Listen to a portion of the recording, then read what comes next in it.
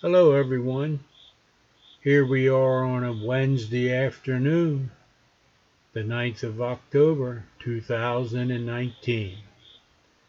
It is about 2 o'clock in the afternoon and we are flying around the Sheets project on Carlisle Street again today.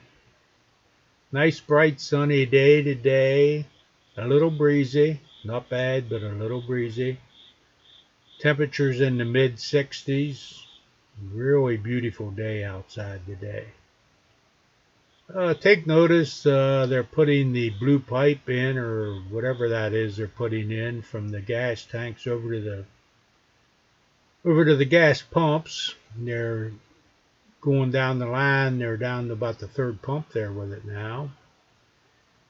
And the roof of the gas pumps, they got some more work done on that. And they got some ditches dug. They're backfilling some ditches. They laid some drainage pipe or something in there from the building out to that drain field.